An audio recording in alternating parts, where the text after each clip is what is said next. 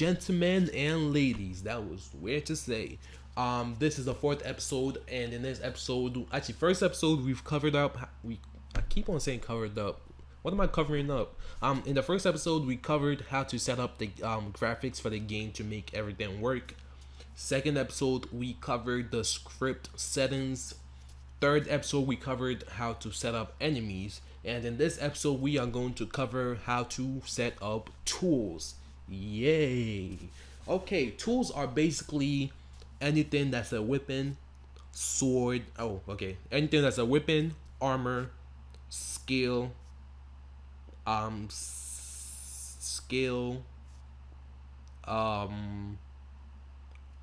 like items too can be tools. Yeah, okay, yeah, that's what we're going to be doing. We're going to be setting up tools. And the first type of tool we are going to set up will be a weapon. And then with the weapon, then we'll get into a little bit more advanced stuff and make armors into tools. And armors, you can make armors as regular armors as it is, nothing different to add to it, but you could also make armors into weapons if you so. Okay, that's weird. If you like to. Okay, let's go ahead and start. Before we start making our tools, we definitely have to go to the documentation. And we are just going to copy a huge chunk of text, which is this. There's no way for me to memorize all these stuff to actually type it out myself, so I do a lot of copying when I'm making weapons. I just copy this over so I don't have to type all of this. You trust me, you don't want to type all of this out. I am going to be explaining to you guys what those things do. But for now, we're going to go ahead and set up our weapon. We've already set this weapon up, but we're just going to keep that for the enemy. We're not going to do anything different to it. We're going to make our own weapon. We're going to make, you can make a weapon into a sword and an armor. I mean, you can make a weapon into a shield and then a armor into a sword, and do wield like that if you want the shield to be on your left hand or right hand or whatever, and you want the weapon to be on your right hand or left hand like Skyrim. Yeah. Anyways, we're gonna make sword. Okay. And we're gonna give it a graphics. Now in the default script, there's no way for you to actually use this graphics here to make it show up in the game when you're playing. So let me show you what happens when I test this thing out. Let me go ahead and change this.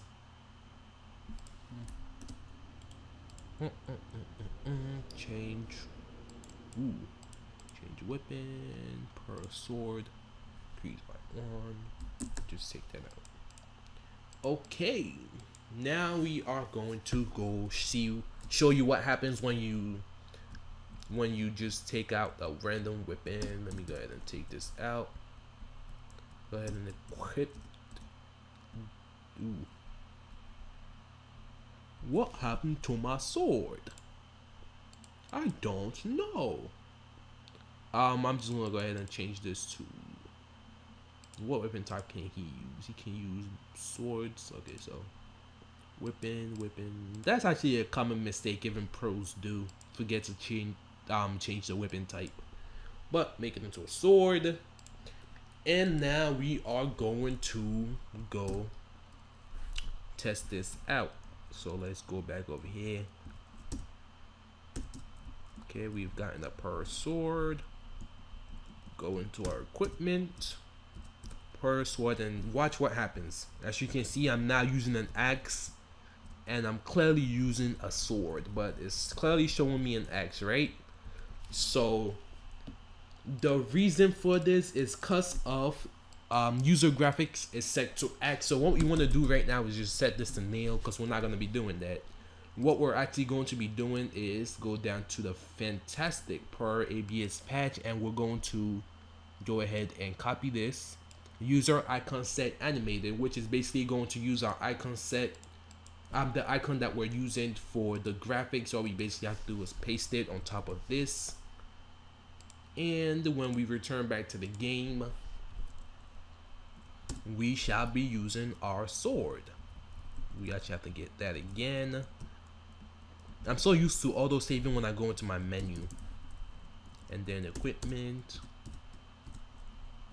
and as you can see, we are not using the sword. Let's go ahead and take care of this enemy real quick. We are both missing because our stats are equal, I guess. But anyways, that's how you would set up your... Leave me alone, sicko.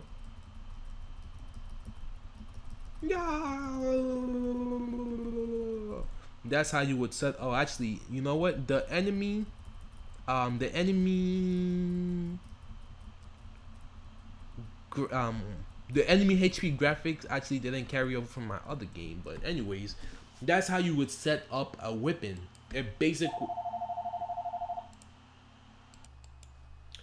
How you would set up a basic weapon. So yeah, there's a lot of customization options. You could turn this weapon that you're regularly swinging into something that you could swing it once and kill every single enemy on the map if you wanted, or you could make it into a bomb if you wanted, or you could make it into a sword that when you swing it, it actually like shoots projectiles. You could make that's a whole bunch of... You can make it into a hook, so like when you like swing it, it releases a hook to catch stuff. There's a lot of stuff you could do with this, and yeah, that's what we're going to be going over. And actually, I'm not gonna go over how to do all those crazy stuff, but I'm gonna show you tell you what all these other options do. So I'm gonna tell you what all those other options do, and yeah, let's go ahead and start. So user icon set equals animated is basically the thing from the Fantastic patch, and it basically just allows us to use the icon whatever icon we pick to actually be displayed when we use this tool. User graphics is basically the tool you want to display when you use this tool. So if you didn't have this, you could set this into anything and then make it. Let's say you have a sword, but you want it to like display flames when you use it. Instead of the sword being displayed, it would display like a fireball or something like that. User anime speed equals, so that's basically how fast the animation of the weapon is, and the tool countdown is also measured in frames, which is the user. Actually, I think everything is measured in frames. It's basically the cooldown before you could use this tool again. So you swing once, it cools down, you swing again. You can definitely make that like want to like make it swing really fast. So graphics nil is different from user graphics. It's the graphics that also, like, let's say you have a projectile or something like that. That's the graphics you would use to like show the projectile that flies off. And then the tool index is basically the index of this, I believe. Tool size is how big in tiles that you like the tool is. So if it's 1, that means when you swing, you only affect the enemy that's 1 tile away from you. And then if it's like 3, then 3 tiles away from you. And then if it's like 4, then 4 tiles away from you. Affect delay and destroy delay. Now those go together. The affect delay is the delay before the effect actually takes place, and then the tool destroy delay is this is a scenario. You swing the sword, right? And then the sword, the time it takes for the sword to actually hit the enemy is the effect delay. So let's say it takes 5 frames to hit the enemy. So you swing it, takes 5 frames to hit the enemy, and that's the delay that the sword has. The tool destroy should always be higher or equals to tool effect delay, because what that does is like how fast the weapon is destroyed. So let's say you swing your sword and it's destroyed before the tool actually takes effect. Like you're swinging the sword and then it gets destroyed in mid-air. That's basically what that does. So you want it to make it so when you swing, you hit the enemy and then it gets destroyed, or you want it to like destroy the second you hit the enemy or stuff like that. So basically, do that to your liking. This is my own interpretation to it, but I'm gonna be giving you the definition that Falcao himself used. Tool speed is how fast the tool is used. Cast animation is the animation that you want to show when using the tool. So like you can make it so like when you swing the sword, you have like a casting an animation that displays like around the sword or stuff like that. Cast animation and cast time again go together. The cast animation is an animation you want, and the cast time is how long the animation has to play. Blow power is when you hit the enemy, how far away do they move back. So 1 means when you hit the enemy, it's gonna like take a step back, and then if it's 2, it's gonna take like 2 steps back and stuff like that. Piercing true is when you hit the enemy, do you want the enemy behind the enemy to get hit too, or do you want it to just be the first enemy? So this is good for stuff like spears and stuff like that. Tool animation, these stuff you don't need to worry about, but I will be explaining those to you, but not now.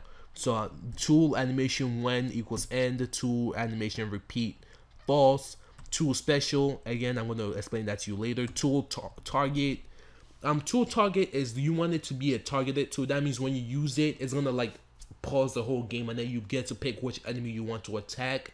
This is good for stuff like skills, like let's say you want to have a fireball, and then when you use the fireball, it's gonna say who do you want to attack with this fireball, and then you get to choose, and then the skill will fly to that enemy. And you could also make it auto target, so it's just gonna target the enemy that's like close to it or something like that. Invoke skill, no idea what that does, but I'm gonna give you the stuff that Falcao, if I'm saying his name wrong, or yeah, please forgive me, I really don't know how you say that. Tool, invoke skill, don't know what it does. Guard rate, I really don't know what that does, but I'm guessing it's the rate that you have of guarding something.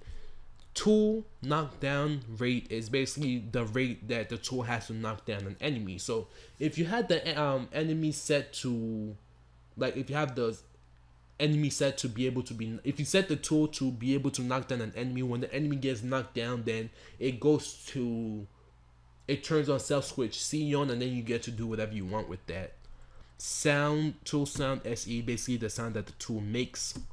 Tool, okay, I've never been able to get this to actually work. So tool countdown is supposed to be, okay, forgot what I was saying because I left for a while. But tool cooldown display, I've never actually gotten it to work for me. But what it does do is basically, I think it shows you the frame numbers like below your icon set. Like, you know, in MMORPGs, when you use an item that has a cooldown, it shows you that little timer of how long you have till you'll be able to use it. So that's what I think it does, but never been able to get it to work. Item cost is for making items like bows, guns, anything that deals with projectiles that you throw, and then like it costs something. So like for example, if you have a bow and you want to use it, you want to set the item cost, like let's say you make an item called arrows, then you set the item cost to that item arrow ID. So you set the number to the ID of the item you wanted to use for the item cost. That means if you have like a bow and an arrow, you set the number to the item ID for the arrow, and then every time you shoot, it takes away 1 arrow from your inventory and uses it for the projectile. But if you don't have this set, then you could infinitely use the item. Let's say you have a bow, you could use the bow without needing to gain arrows and stuff like that. Shut jump, never, I don't know what it does. I'm not gonna try to go see. So through is actually pretty important. You do want to set this to true. I haven't found an instance that will require you to set it to false, because what it means is your actor has to be exactly on top of the event or anything to actually hit it and stuff like that. I have tested that out before, so yeah, set it to true. Through, not true. Priority, this has to do with, is it going to be on top, below, or at the same like the layers above, below, and the thing when you're setting events like that. So that's basically what that does. Tool hit shake, basically every time the tool hits the enemy or hits anything, the screen will shake. Tool self damage, this is used for stuff like when you're creating bombs. That means it could damage the user. Tool combo nil. Now this is interesting. You could chain a whole bunch of items together and then to create combos. Like let's say you have you can make this item use, let's see, I could make this item okay, let me just set it and show you what it does. 03, I believe, and then I'll set it to like, so the first number is the item ID that you wanted to use, and then oh actually no, it's not. It's first you have to set the, if it's an item or a weapon item or whatever. Let me go ahead and just go through this real quick.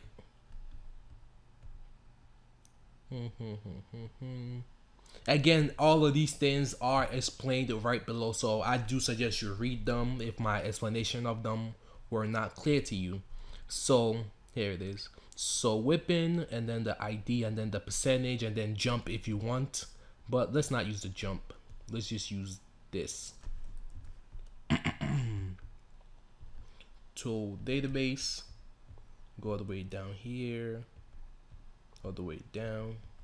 So I'm just gonna go ahead and replace this, change this 70% to, let's say, 95%, and then change this to ID3, and let's go ahead and test this out, the combo. So it has a 90% chance of using the tool that we're using already, plus, I have to go get it again. I'll keep getting a save after I get it.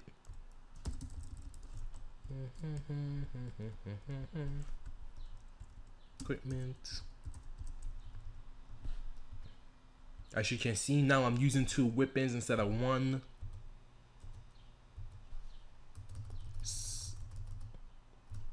So it automatically uses the weapon for you if it does the combo, so you don't have to do it again. So let's say I add a jump to that. See what happens.